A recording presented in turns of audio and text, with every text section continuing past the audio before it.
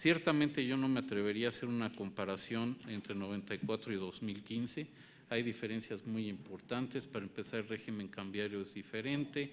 En ese entonces teníamos un déficit en cuenta corriente mucho mayor al que tenemos ahora. Hoy el déficit de cuenta corriente es 2.3, se puede financiar muy fácilmente con inversión extranjera directa. Tenemos un nivel de reservas internacionales récord. No tenemos desfases cambiarios como existían entonces. Tenemos una banca sana, en ese entonces no teníamos una banca sana. Entonces, digamos, sí son momentos que puede haber turbulencia, pero yo creo que son manejables. Y más que nada es turbulencia que nos va a llevar a un mejor escenario, porque en Estados Unidos están subiendo las tasas porque están creciendo más. Y a la postre eso nos va a beneficiar el crecimiento económico de nuestro país. Con respecto a la intervención del senador Orozco, bueno, muchas veces las respuestas que pueden parecer diferentes a una misma pregunta, lo que sucede es que son respuestas a preguntas diferentes, ¿no? El punto, él decía que en alguna ocasión dije que si el FED sube la tasa de interés, Banco de México la tiene que subir.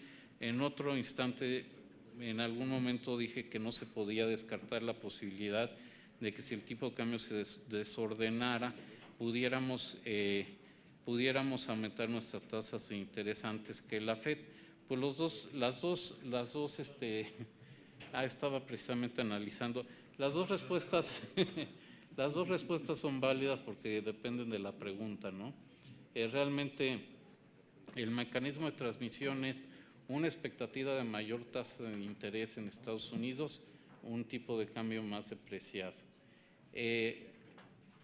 ¿Tendremos que actuar hasta que el FED actúe o tendríamos que actuar antes? Bueno, el Banco de México tiene que ponderar todas las posibilidades. Realmente yo diría que el Banco de México, y esto lo dejamos claro en nuestro último boletín de política monetaria, es de que tenemos que balancear dos factores. Por un lado, la economía interna le serviría que mantuviéramos tasas de interés bajas por mayor tiempo, ¿no? Porque hay lo que se llama una brecha del producto negativo, lo cual quiere decir que la economía está creciendo menos que su potencial y por lo tanto eso no va a generar presiones inflacionarias y eso requeriría menores tasas de interés. Por otro lado, los factores externos sí podrían tener un impacto sobre el tipo de cambio, eso podría afectar las expectativas de inflación y en esas circunstancias posiblemente tuviéramos que ajustar la política monetaria. Entonces tenemos que balancear, lo que está haciendo la Junta periódicamente es balancear esos dos factores, ¿no?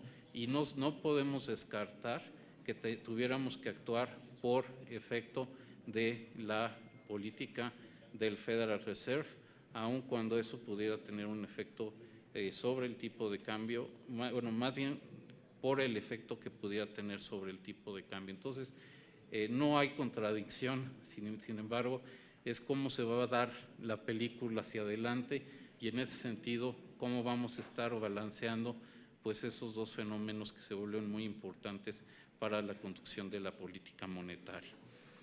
Con respecto a la pregunta y el comentario de la senadora Blanca Alcalá, bueno, realmente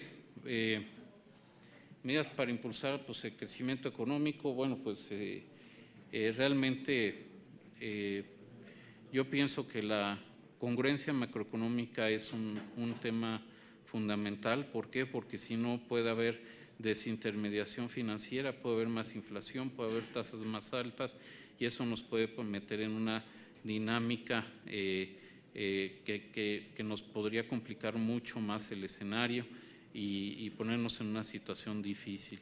El crecimiento es un fenómeno real, entonces realmente hay que fijarnos en aquellos factores que realmente pueden generar mayor crecimiento. Eso es tener mejores tecnologías, tener más inversión, tener una fuerza laboral mejor preparada y más productiva. Eso es lo que se busca a través de las reformas estructurales y yo creo que eso es pues, el mecanismo que nos debe de llevar a ese mayor crecimiento. es muy difícil aumentar el crecimiento económico de un país, además, sobre todo de manera sostenible y sobre todo en un entorno en que más del 50% del PIB mundial está creciendo por debajo de su potencial. Digamos, ese es un lastre, es una carga muy importante. ¿Por qué? Porque limita el crecimiento de nuestras exportaciones. Y muy puntualmente sobre la iniciativa de recursos de proveniencia ilícita, la de lavado de dinero, bueno, yo creo que es una iniciativa de altísima importancia y prioridad. Ciertamente se debe de afinar el marco de tal manera que también se tenga una mejor combinación entre tener un banco, un sistema financiero sano, un sistema financiero que está aislado del manejo de recursos ilícitos y obviamente pues de que se vuelva un instrumento contra el crimen organizado, y de esa manera pues que también se generen todas las barreras, digamos, que se podrían tener para que se lleve a cabo ese lavado de dinero, pero se tiene que hacer de tal manera de que inhiba lo menos posible la actividad. Entonces, lograr una mejor mezcla sí es de vital importancia. Ese es el motivo de esa iniciativa. Por lo mismo, yo creo que sí es de altísima importancia que se legisle en esa materia. Y bueno, con respecto a los bitcoins, etcétera, como también se han vuelto un conducto para limpiar o canalizar pagos asociados a el crimen organizado y el terrorismo, pues también sería muy bueno impedir su crecimiento. Con respecto a las preguntas de Mario Delgado, bueno, el Banco de México, pues yo vengo aquí a reportar lo que marca la ley. Usted lo decía, bueno, pues no queremos nada más eso. Por eso también tengo ahí un apartado sobre la economía, ¿no? Y si hay alguien que ha venido revisando sus pronósticos de crecimiento con tiempo, ha sido el Banco de México. ¿Por qué? Porque tratamos de incorporar la información que tenemos lo antes posible y hacerla pública. Ciertamente nosotros pensamos que el Banco de México esté cumpliendo con su objetivo es de gran importancia, y ya lo mencioné, es la mejor manera en que el banco puede contribuir al crecimiento económico. En nuestros informes siempre hemos mencionado que para que se logre esa consolidación del 3%, sí es muy importante que desde un punto de vista estructural las finanzas públicas se mantengan sanas. Ese concepto el banco lo ha manejado y lo repetimos en prácticamente todos los informes. Ciertamente la conducción de la política fiscal se ha complicado. ¿Por qué? Porque sobre todo pues el tema del petróleo y de la plataforma fueron inesperados, ¿no? De todas maneras se tuvo la prohibición de tener las coberturas, pero eso no fue suficiente porque Pemex no hace las coberturas, pero sí se trató de tener la posición más prudente posible, ¿no? Y a mí se me hace que es oportuno que se hagan los ajustes fiscales, precisamente los recortes, precisamente para que el saldo de los requerimientos financieros del sector público no suban, ¿no? Y se pueda cumplir con el objetivo de que hacia el final de la administración el saldo acumulado de los requerimientos financieros del sector público converjan a una cifra cercana del 40% del PIB, posiblemente por debajo del 40% del PIB, y que las finanzas públicas se mantengan en orden, ¿no? Sí, como ya dije, nosotros acompañamos al crecimiento económico a través de nuestra política monetaria. Por eso el año pasado y el antepasado bajamos las tasas de interés para estimular el crecimiento. ¿Por qué? Porque pensábamos que podríamos converger al 3% a un nivel de tasas más bajo y con un mayor crecimiento económico. Y de hecho, cuando se lleven a cabo las reformas estructurales y eso se refleje en un mayor crecimiento potencial en México. Eso también nos va a dar más grados de libertad al Banco de México. ¿Por qué? Porque la economía va a poder crecer más sin generar presiones inflacionarias. Entonces, nosotros somos los primeros que apoyamos pues, la implementación puntual y expedita de estas reformas estructurales, ¿no? Usted preguntó por qué no se ha reflejado en inflación el tipo de cambio. Pues básicamente una parte es porque como tenemos un régimen de tipo cambio flexible, todavía existe la posibilidad de que el tipo de cambio se aprecie, como ha sucedido en el pasado. Y si se aprecia y los que determinan precios suben precios, pues se quedan con un precio muy alto. Entonces eso ha hecho que la determinación de los precios sea más prudente. Por otro lado, también tenemos una brecha del producto negativo, lo cual quiere decir que no hay presiones sobre los precios por la demanda agregada y eso también ha retrasado que se mapeen el movimiento de tipos de cambio a precios. Sí ha habido algunas mercancías que han empezado a subir, son los bienes durables, muchos importados. Eso, si se limita a eso, es un cambio en precios relativos y no tendría un mayor impacto sobre la inflación. De hecho, ya hemos visto algunos precios de mercancías que han subido, han sido las esperadas y no han afectado las expectativas de inflación y tampoco la inflación medida. Tenencias de extranjeros, 70% de las reservas internacionales, ¿no? Y se ha mantenido relativamente constante en los últimos meses, ¿no? Son en pesos, son 2.126, son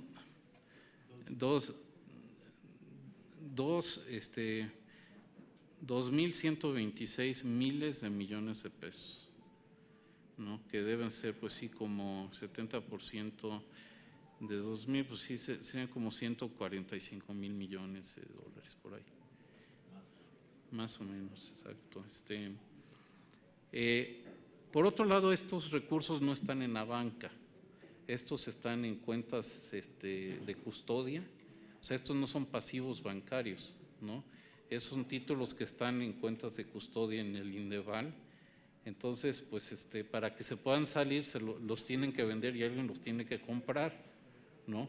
Y a la hora que los vendan, pues eso subiría las tasas de interés y podría presionar el tipo de cambio. Entonces ahí lo que sucedería es encontrar cuál es el nivel de tasa de interés que alguien más los quiera comprar, pero estos no son pasivos bancarios, ¿no? Y bueno, pues ¿quién se hace responsable? Pues yo creo que como bien dijo el senador Cavazos, pues todos tenemos que hacer nuestra parte y el Banco de México está haciendo su parte. Crea una comisión.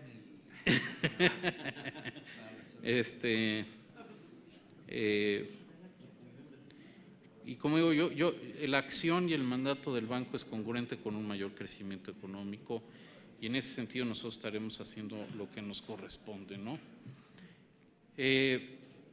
La inflación, pasando a las preguntas del senador Lavalle, ¿de qué manera el precio de los combustibles nos ha ayudado? Bueno, sí es la disminución del desliz, sí es el efecto de la frontera, la energía eléctrica al depender de hidrocarburos, su costo de generación se ha repercutido ese ahorro a la industria y eventualmente al consumidor final.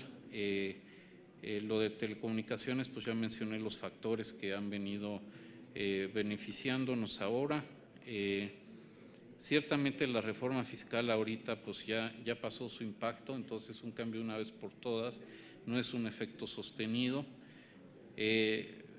Factores pues negativos, sobre todo a mí bueno, usted preguntó el tema de la corrupción, pues sin duda pues es reprobable eso y sin duda pues eso afecta toda la actividad económica y bueno, pues mientras más se puede erradicar, pues mejor, ¿no?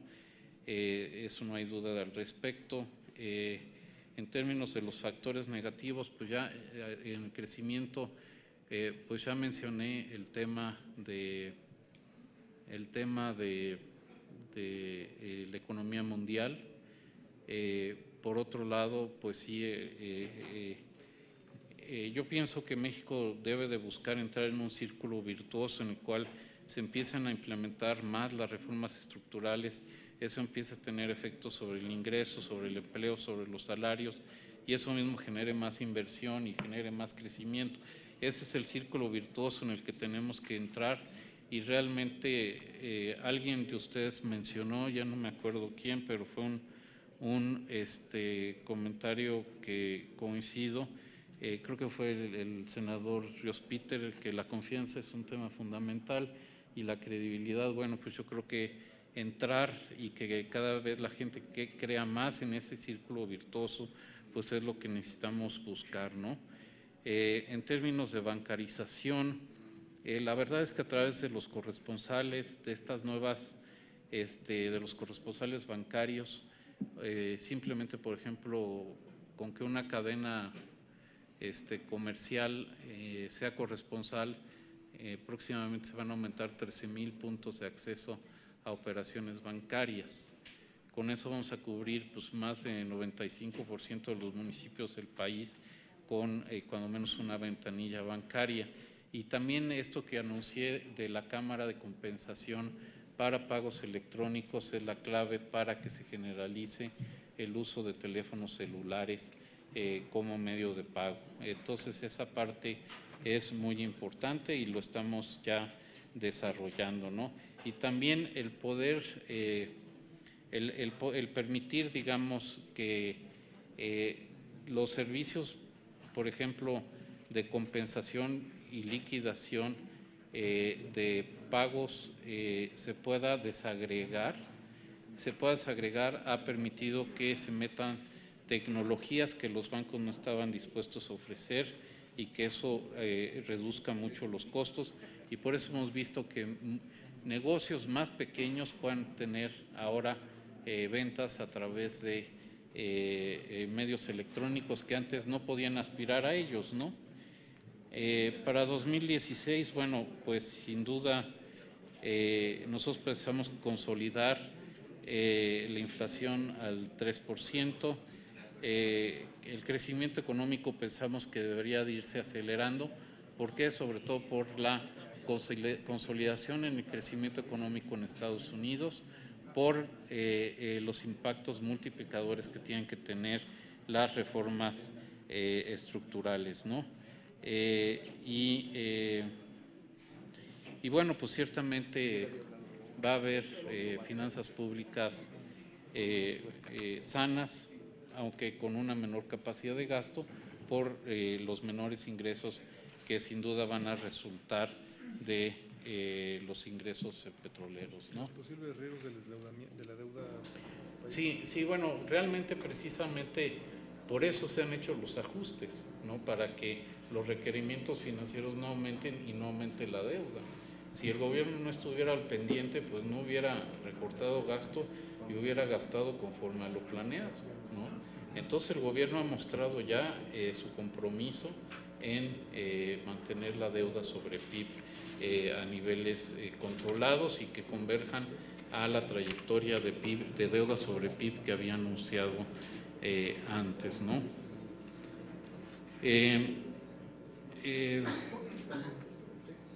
Bueno, con respecto a las reflexiones que hacía el senador Sánchez,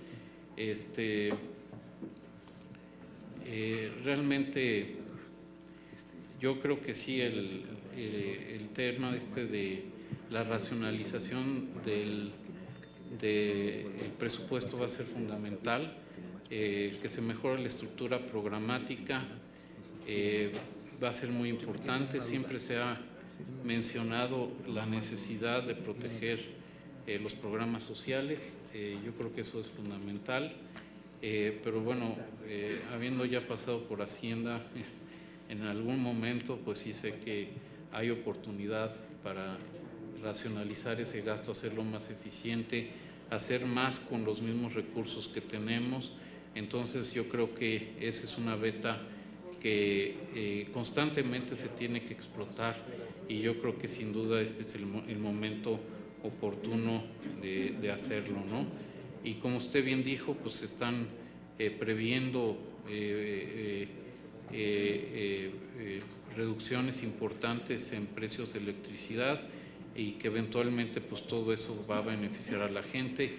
Va a haber sectores que con precisamente costos de electricidad 30% menores pues se van a volver más competitivos y eso va a generar más inversión, pues va a generar más empleo, va a implicar mayor gasto de las personas, ¿no?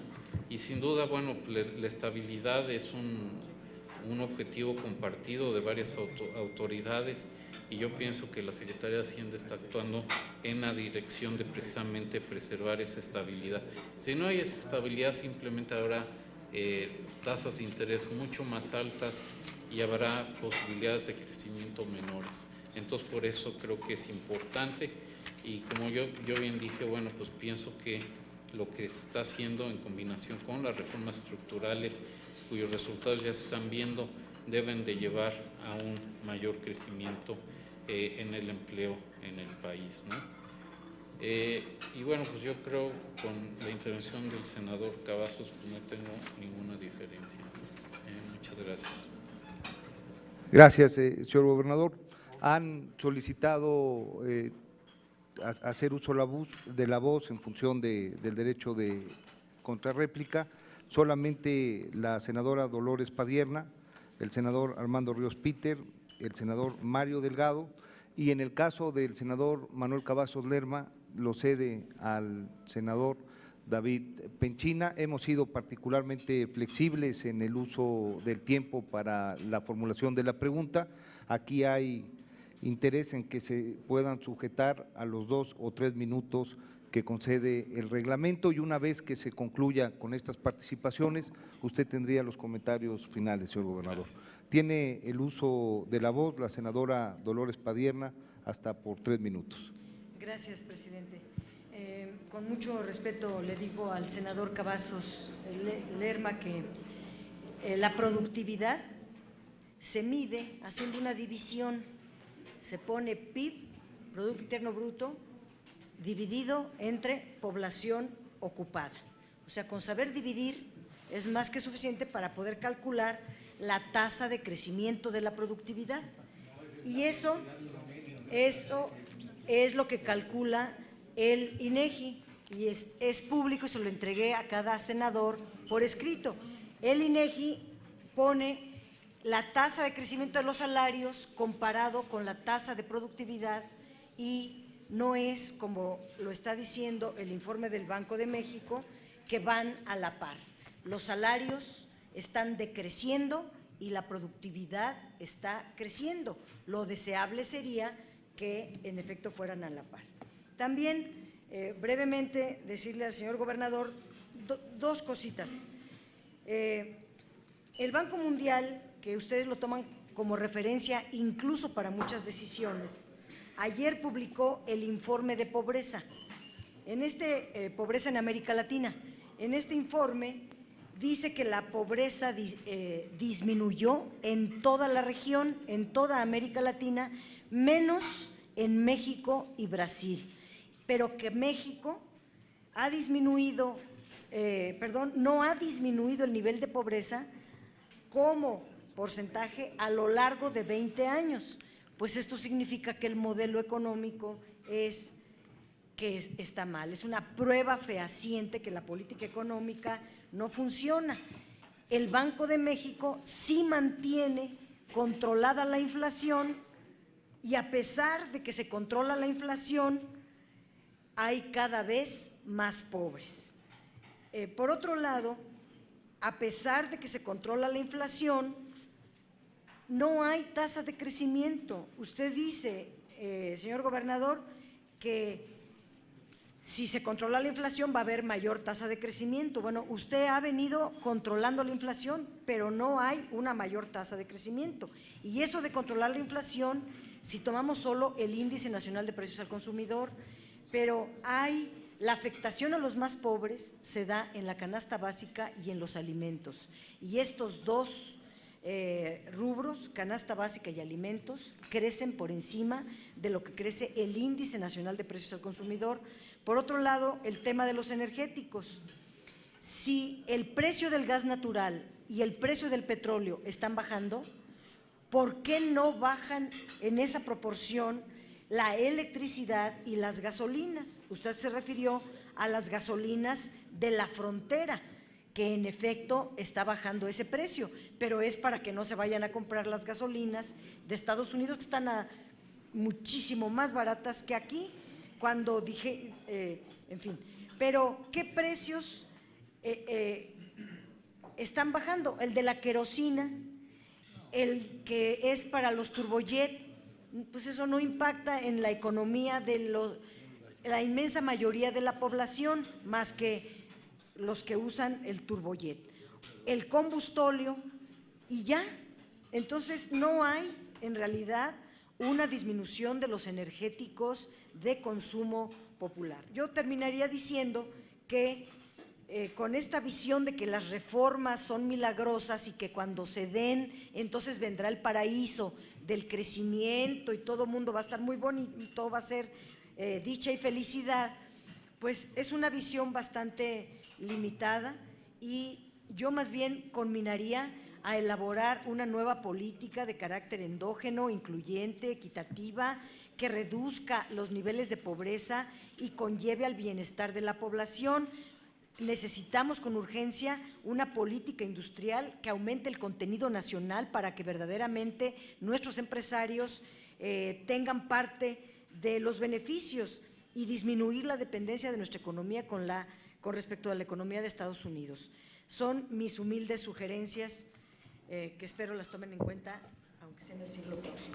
Muchas gracias, senadora Padierna. Tiene el uso de la voz el senador Armando Ríos Peter, hasta por 3 minutos.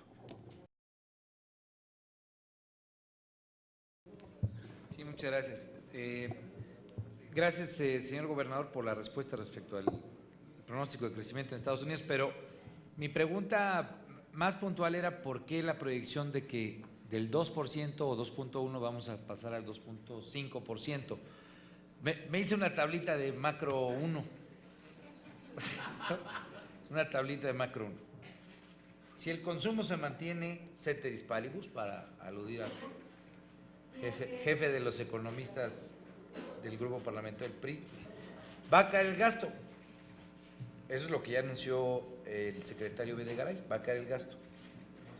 Va a caer la inversión, porque tenemos una caída en la inversión pronosticada por el incremento de las tasas de interés. Hasta donde yo me acuerdo, la inversión caía cuando las tasas de interés se incrementaban.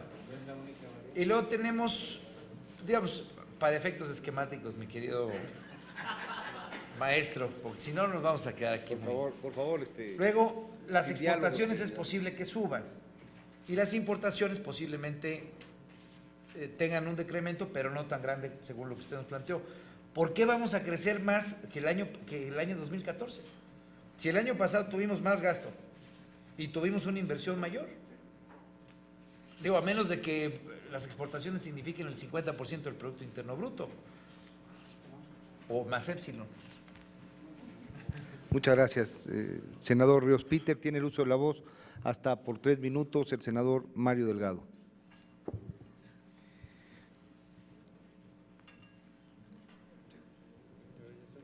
Yo creo que… Sí. A ver, gobernador, usted es uno de los economistas más reconocidos a nivel internacional.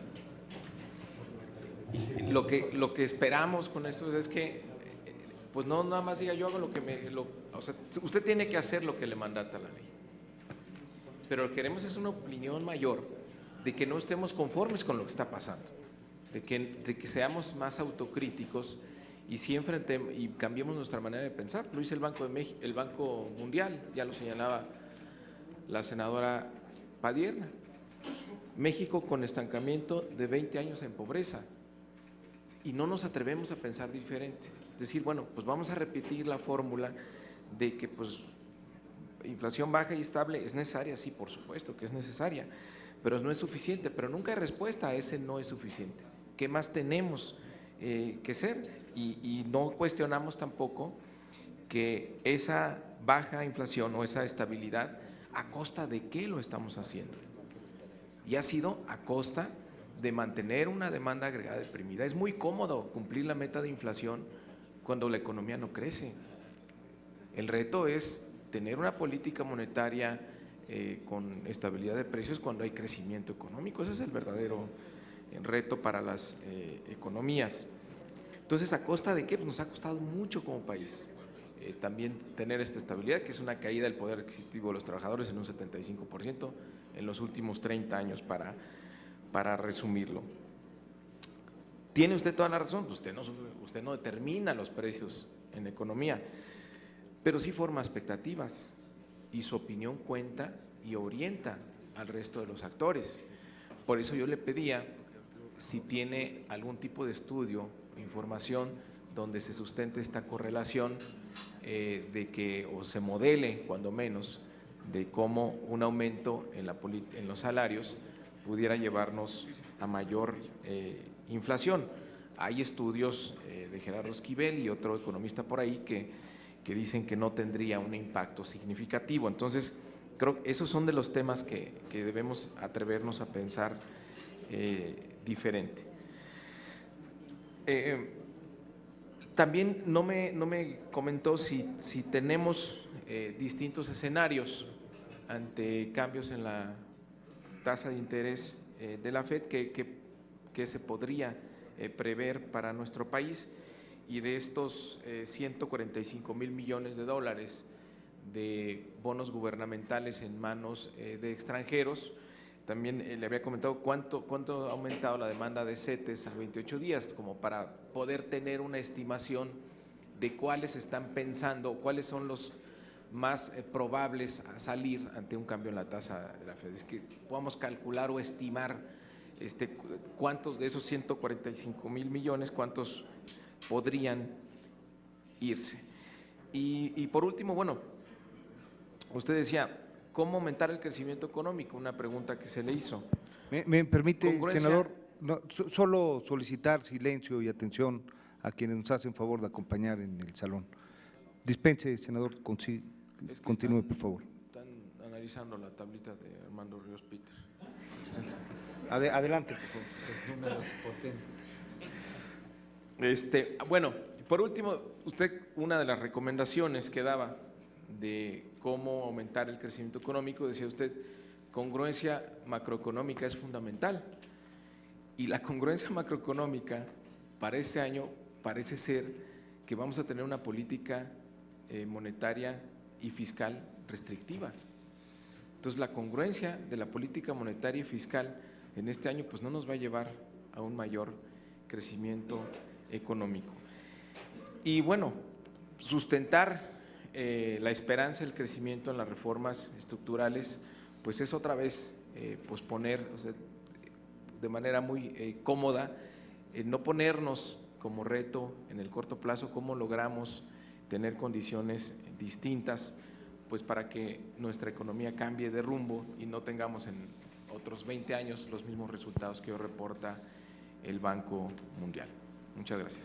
Gracias al senador Mario Delgado. Tiene el uso de la voz el senador David Penchina. Con él concluirían la participación de las senadoras y senadores y tendría el uso de la voz el señor gobernador del Banco de México para poder generar sus expresiones finales. Gracias, presidente. Compañeras, compañeros senadores.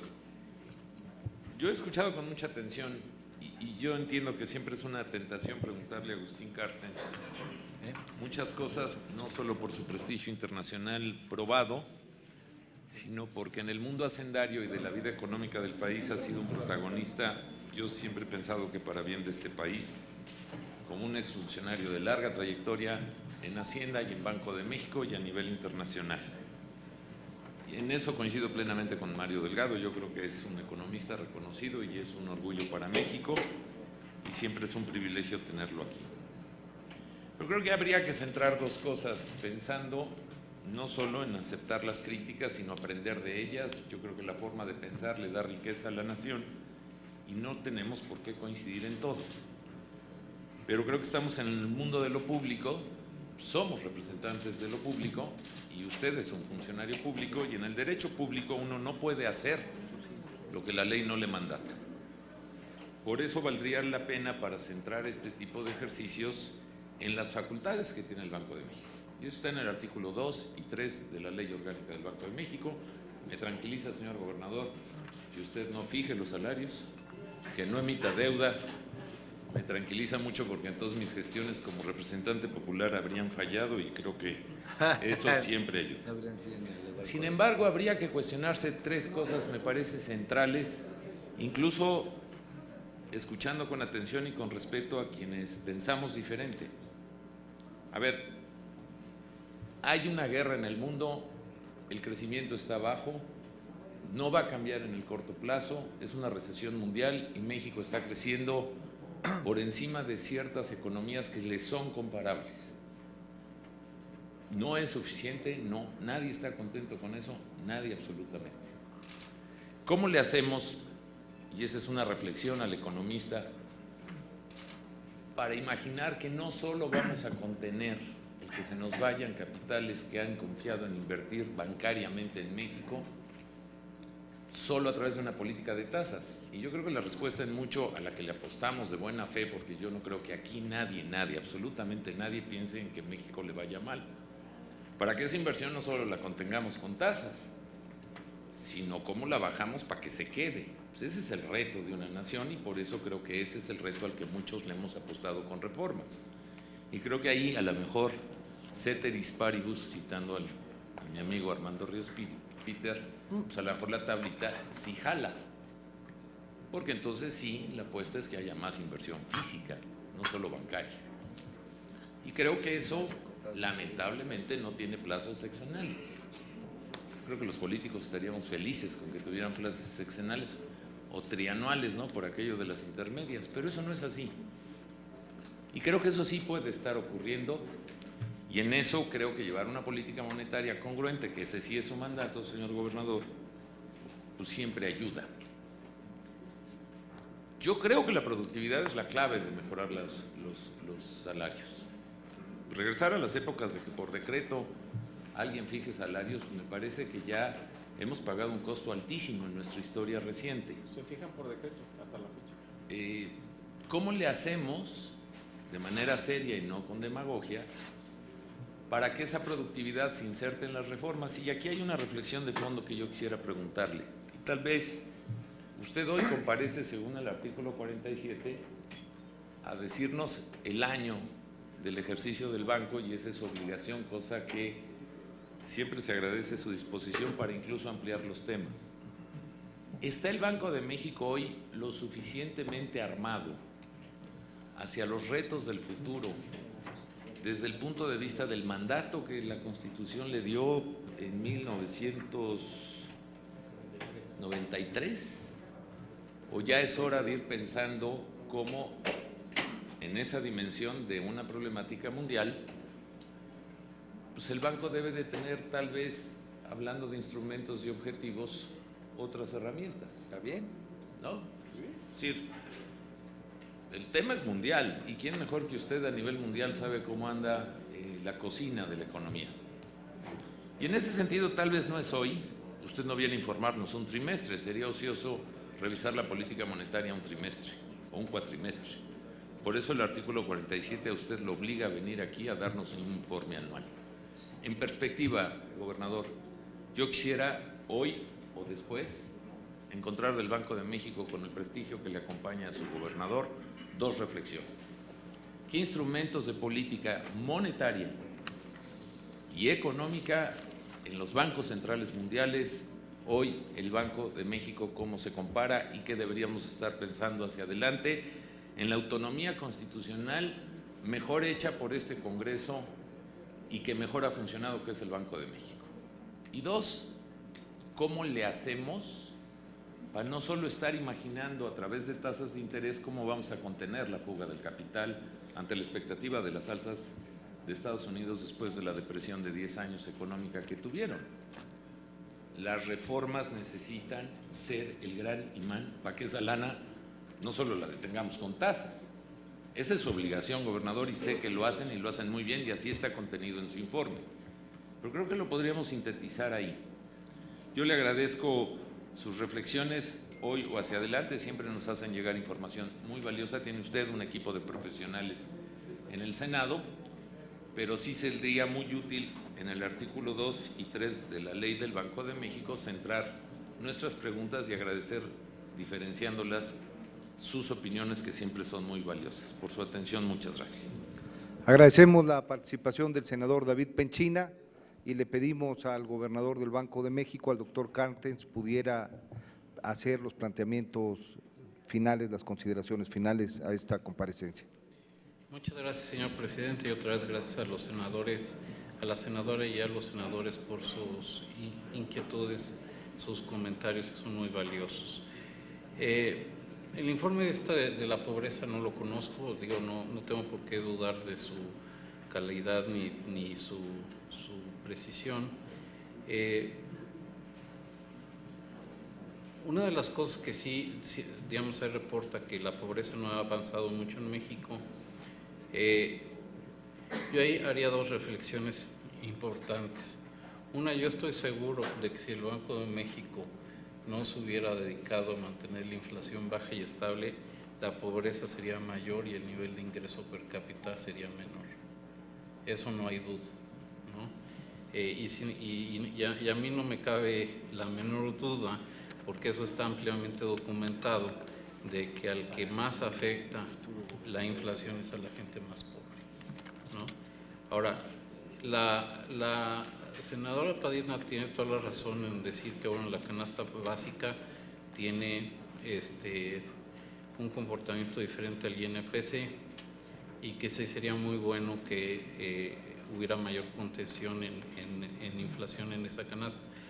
Ahí yo lo que diría es que se tiene que actuar en reducir la volatilidad de los precios de los alimentos, que en México es anormalmente alta, y eso sí debería ser un objetivo de una política agropecuaria en el país. Y por otro lado, también y a mí me parece muy bueno que la COFESE, por ejemplo, haya iniciado una investigación sobre la determinación de precios en la cadena de pollo y del huevo. Y yo pienso que hay muchos productos que podrían tener un precio bastante menor si hay mayor competencia en productos que intervienen en la canasta básica. Yo creo que hay un terreno muy fértil para hacer avances en esa dirección. Por último, yo diría, bueno, en términos de los energéticos, a mí una de las cosas que me alienta es de que la gasolina pues ya va a estar libre a partir del año 17 y fundamentalmente 18. Entonces ya estamos transitando hacia allá. Realmente sí hay consideraciones que hacían más difícil esa transición, pero cuando menos esa ya está legislada y yo pienso que pues eso ya está en marcha, ¿no?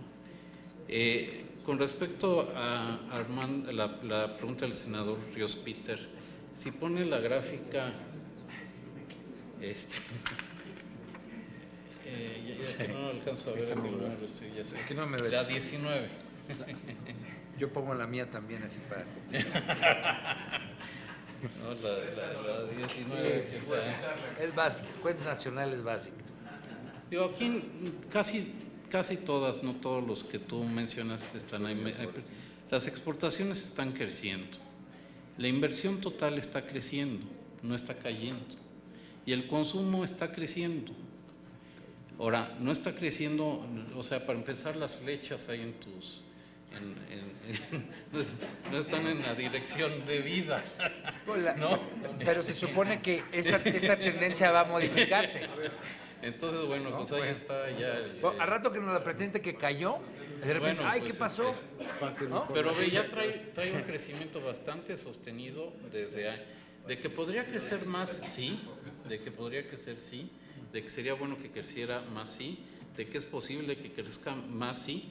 Ahora también pues hay posibilidad de que no se dé ese escenario, ¿no? Hay posibilidad. Bueno, pero precisamente nosotros lo que en nuestras cifras tratamos de producir es pues lo que un análisis objetivo nos puede indicar, ¿no?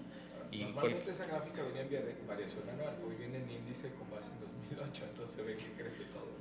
también la podemos presentar de la otra manera.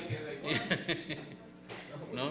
O sea, entonces ahí está, no, pero ve las cifras de cuentas nacionales y están creciendo. O sea, es ¿no? posible que así sea, pero también es posible que no sea así. Bueno, no, ok. ahora también nosotros cierto grado de error lo estamos contemplando y por eso nosotros vamos cerrando los rangos de nuestro pronóstico con el tiempo, ¿no? Entonces, bueno, pues eso podría cambiar hasta adelante, ¿no? Aquí yo creo que más que tenemos que hacer, bueno, pues creo que ya se han discutido las preguntas de Mario Delgado, ya se han discutido varios temas. ¿Qué más tenemos que hacer? Para mí lo importante son las reformas estructurales. Es algo que no habíamos hecho en décadas y lo hemos hecho ahora.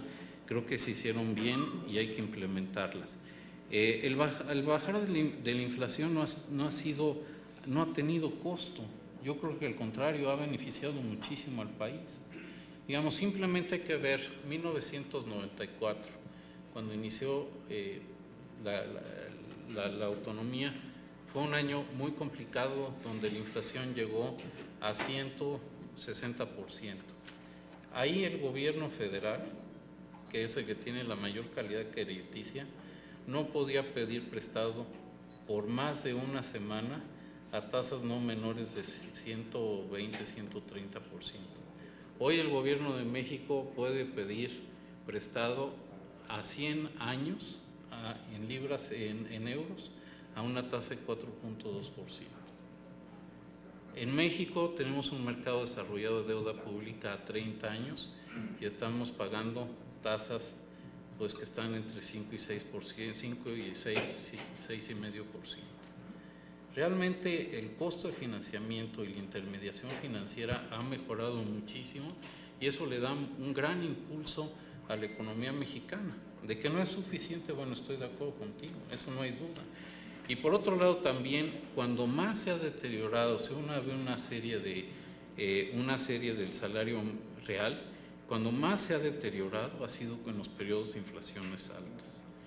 Entonces la realidad es que yo creo que en ese sentido no erró el constituyente en asignarle esa meta, ese mandato al Banco de México. La mezcla es 30-70, o sea, más o menos 30 de CETES, 70. Ahora, los CETES llegan hasta un año, ¿no? Entonces, no todo es a corto plazo. Yo diría que en términos, hemos hecho stress tests, es un tema que lo analizamos en conjunto con la Secretaría de Hacienda, tenemos el Consejo de Estabilidad Financiera y ahí hacemos todo tipo de análisis a este respecto y a partir de ahí, pues, digamos, obviamente la política monetaria es nuestro resorte, pero sí también en la Comisión de Cambios, ese análisis de estabilidad financiera informa a la Comisión de Cambios y otras acciones que se podrían llevar a cabo. La política monetaria podría tener tasas de interés más altas. Ahora, siendo francos, podríamos tener tasas un poco más altas, pero van a seguir tasas que van a continuar siendo muy bajas desde un punto de vista histórico. No, realmente una tasa de referencia del banco del 3% es una tasa real de 0%. Realmente es una tasa muy alta. Si sube un poco, yo creo que no tendrá un mayor impacto sobre el crecimiento económico, ¿no? Entonces, yo creo que, bueno, pues ese punto creo que también hay que tenerlo en perspectiva, ¿no?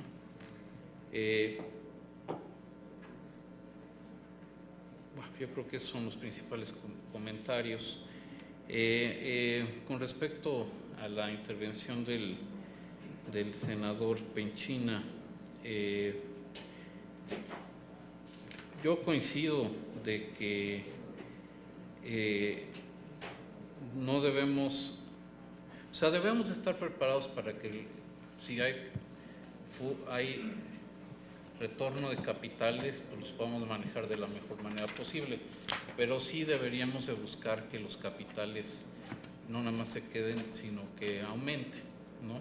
Y yo diría que quizá una parte importante es que debemos, ciertamente la inversión financiera es importante, pero es mucho más valiosa para estimular el crecimiento de la inversión real, la inversión inversión extranjera directa, ¿no? Y desde ese punto de vista, pues las reformas estructurales pues van a ser de la esencia, ¿no? En materia de telecomunicaciones, de hidrocarburos, de electricidad, etcétera. Obviamente, si tuviéramos más inversión extranjera directa, pues sería mucho mejor, ¿no? La inversión financiera es útil, es deseable, es bienvenida, y bueno, pues para mantenerla lo que necesitamos hacer es reducir y mantener, porque no tampoco ha aumentado mucho, es el riesgo país, y eso se hace a través de que haya credibilidad en la política macroeconómica en el país, y también que sea muy importante que haya credibilidad en el potencial de crecimiento de México, y esa se va a ir acumulando en la medida en que se vayan implementando las reformas y empecemos a ver un mayor crecimiento económico. Es cierto lo que usted dice, que con respecto a otros países, pues sí nos ha ido relativamente bien. Ahora, ¿qué más podríamos pedir? Bueno, pues regresamos a la pregunta de la relación entre variables y ecuaciones, entre instrumentos y objetivos. Darle un objetivo más al Banco de México sin darle un instrumento adicional no sería muy valioso. Y realmente es difícil darle algún instrumento adicional al Banco de México más que la política monetaria, ¿no? Entonces yo pienso que estamos bien. Aún aquellos banqueros centrales que tienen dos objetivos con un instrumento siempre dicen el instrumento de desempleo o de crecimiento, la mejor manera en que lo puedo cumplir es cumpliendo mi objetivo de inflación. Entonces la realidad es que por el momento creo que estamos bien proveídos y está bien definido el mandato del Banco de México.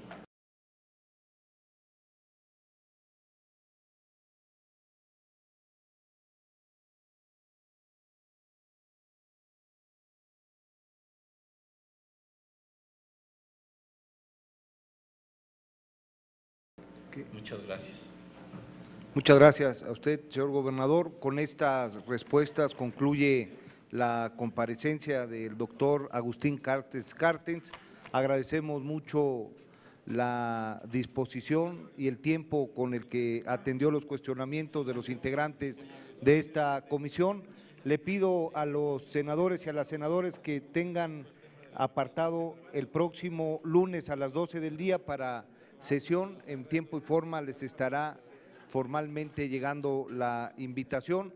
Agradecemos la presencia de las señoras funcionarias, los señores funcionarios del Banco de México y se levanta la sesión reiterando el gusto que implica tenerlo en el Senado de la República. Muchas gracias. Bueno, pues de esta manera se llevó a cabo la comparecencia de Agustín Carstens, quien es el gobernador del Banco de México, quien habló sobre la política monetaria, así como de la perspectiva económica que actualmente está atravesando el país, por lo que informó que actualmente la tasa de inflación se ubica en un 3.03%. También dijo que el peso se ha depreciado en un 20% por caída del precio de petróleo y las tasas de interés de los vecinos de Estados Unidos. Finalmente, afirmó que se prevé crecimiento de 3 a 4% para 2015, pero también dijo que este pronóstico es reservado por el precio precisamente del petróleo y la tasa que actualmente tiene Estados Unidos. Bueno, pues por mi parte es todo. Muchísimas gracias por su atención. Yo le invito a que permanezca la señal del canal del Congreso, el canal de la Unión. Hasta la próxima.